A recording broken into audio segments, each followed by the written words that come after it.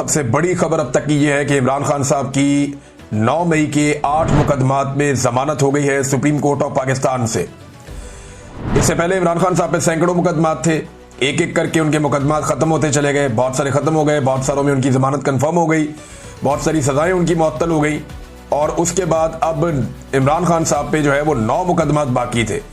9 में से 8 मुकदमात फारिग हो गए हैं। अब इमरान खान साहब पे सिर्फ एक मुकदमा बाकी है, जिसकी वजह से वो अडियाला जेल में मौजूद है।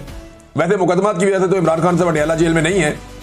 इमरान खान साहब को बेगुनाह जेल के अंदर रखा गया सिर्फ इसलिए कि पाकिस्तान की जो मिलिट्री एस्टेब्लिशमेंट है वो उन्हें अपना दुश्मन समझती है और वो ये चाहती है कि इमरान खान साहब माफी मांगे। जैसा कि फील्ड मार्शल के स्टेटमेंट में भी आपने देखा, डीजी आईएसपीआर के स्टेटमेंट में भी आपने देखा, हर दूसरे दिन टाउट्स आते हैं और वो ये कहते हैं कि सच्चे दिल से पाकिस्तान तहरीक इंसाफ माफी मांगे, वरना ये कर देंगे वो कर देंगे।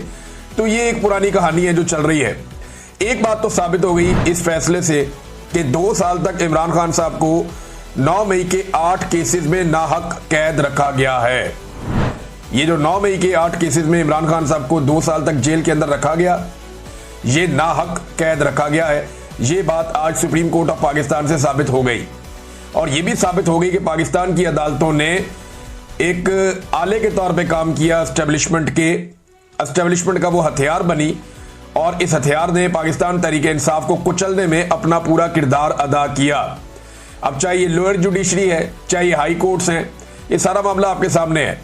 ये अदालत ने फैसला दिया क्यों? देखें, अब हर तरफ जजेस कंट्रोल कर दिए गए हैं। सुप्रीम कोर्ट ऑफ पाकिस्तान में एक कंप्रोमाइज्ड किस्म के जजेस को पहुंचाया गया है, लेकिन मामला यह भी है ना कि जजेस पे भी दबाव होता है।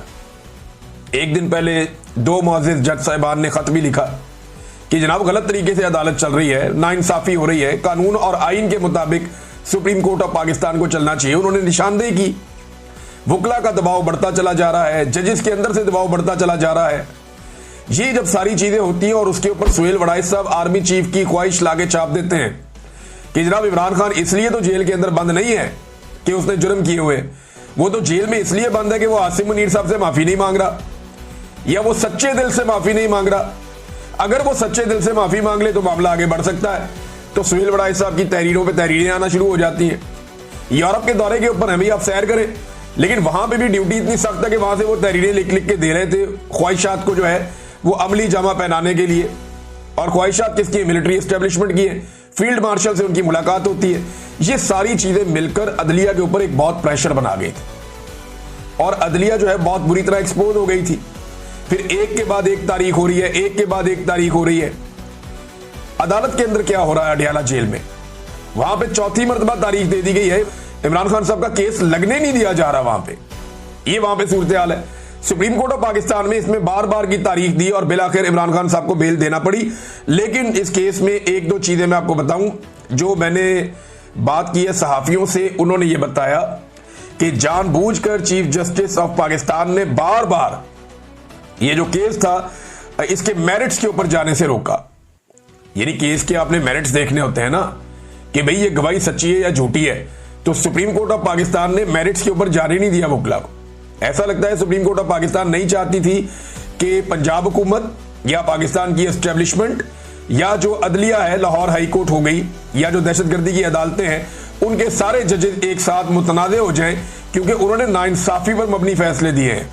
वो पुलिस वाला टेबल के नीचे घुस गया, सोफे के नीचे घुस गया, पुलिस वाला पर्दे के पीछे छुप गया, वो इतनी दूर से 4-4, 5-5 बैरियर क्रॉस करके सारी सिक्योरिटी में से गुजरता हुआ सलमानी टोपी पहन के वो इमरान खान साहब के सामने पहुंच गया। भाई इस तरह की गवाहियों के ऊपर कौन खड़ा होता है? और एक शहर में गवाही कुछ और है, दूसरे में कुछ और है, तीसरे में कुछ और है। तो तहरीक इंसाफ तो तैयारी करके गई हुई थी, लेकिन चीफ जस्टिस ने इन मेरिट्स के ऊपर बातचीत नहीं होने दी। इससे पूरी की पूरी अदलिया जो है उसके कपड़े उतर जाते हैं। लेकिन अदलिया, ये इसका क्रेडिट जाता है किसको? देखिए, इसका एक तो क्रेडिट पाकिस्तान के अवाम को जाता है जिन्होंने हार नहीं मानी। 8 फरवरी 2024 के बाद से लेकर अब तक हार नहीं मानी और वो आज भी इमरान खान के साथ खड़े हैं। दूसरा, पाकिस्तान के सोशल मीडिया को भी एक क्रेडिट जाता है, लेकिन सबसे बड़ा क्रेडिट जाता है इमरान खान साहब की जो कानूनी टीम है उसे। वो टकरे मारते रहे, उन्हें पता है कंप्रोमाइज कर दिया, लेकिन उन्होंने उसमें से भी अपना काम निकाला। उन्होंने इतनी टकरे मारी कि बिलाखिर वो दरवाजा खुल गया। और इसमें बैरिस्टर सलमान सफदर जो है वो बहुत तारीफ के लायक है। इमरान खान साहब की जो पूरी वकला की टीम है वो सभी मुबारकबाद के लायक हैं। बैरिस्टर सलमान सफदर साहब हैं, सलमान अकरम राजा साहब हैं, इन लोगों ने बड़ा अच्छा काम किया। लेकिन जो एक प्रोफेशनली मैंने देखा कि जिस वकील ने बहुत अच्छी हैंडलिंग की तमाम मामलात की और मुकदमात की, वो बैरिस्टर सलमान सफदर है। कमाल उन्होंने केसेस लड़े हैं, और जिन जिन लोगों ने उनको केसेस लड़ते हुए देखा, जिन सहाफियों ने भी देखा, उन्होंने बताया जी कि वो जबरदस्त किस्म के शवाहिद सामने रखते हैं, बड़ा टू दी पॉइंट आते हैं, और बड़े अच्छे उन्होंने मुकदमात हैंडल किए हैं। बड़ी प्रोफेशनली उन्होंने इन मामलात को डील किया कि एक तरफ एस्टेब्लिशमेंट है, पूरा का पूरा एक इदारा इस काम पे लगा हुआ है, इंटेलिजेंस एजेंसियां इस काम पे लगी हुई हैं, अदलिया को कंप्रोमाइज कर दिया गया है, 26वीं आईनी तरमीम के बाद पूरे निज़ाम को जकड़ दिया गया है, लेकिन फिर भी वो लगे रहे। बिलाखिर इमरान खान साहब के अब 9 में से 1 मुकदमा बाकी रह गया। अब सिर्फ एक ऐसा मुकदमा है जिसमें इमरान खान साहब को जेल में रखा हुआ है। इस मुकदमे में जाने से पहले मैं आपको बताऊं कि लोगों ने बड़ा जश्न मनाया, वकला ने बड़ी खुशियां मनाई हैं। कई जगहों में वकला जो है मिठाइयां बांट रहे हैं, बार काउंसिल्स के अंदर लोग खुश हो रहे हैं, नौजवान खुश हो रहे हैं। तो एक सोशल मीडिया पे हर जगह पे एक सेलिब्रेशन है, लोग इसके ऊपर जश्न मना रहे हैं कि इमरान खान साहब के 9 मई वाला बयानिया भी जो है वो उलट गया। वहां पे भी उनकी अब जमानत हो गई है इमरान खान साहब की। नून लीग बड़ी अजीबोगरीब सूरत हाल में, उसे समझ नहीं आ रही इन जजों को गालियां देनी है या नहीं देनी, क्योंकि ये वही जजेस हैं जिन्होंने हर तरह की सहूलतकारी इस निज़ाम के लिए की है। ये वही जजेस हैं जिन्होंने वो सारे काम किए हैं जो एस्टेब्लिशमेंट ने और नून लीग ने उनसे गंदे काम करवाए हैं। ये सारे वो जजेस हैं जिन्होंने मिलिट्री कोर्ट्स जैसे एक घटिया काम को भी इन्होंने जवाब फराहम कर दिया और उसके हक में फैसला दे दिया।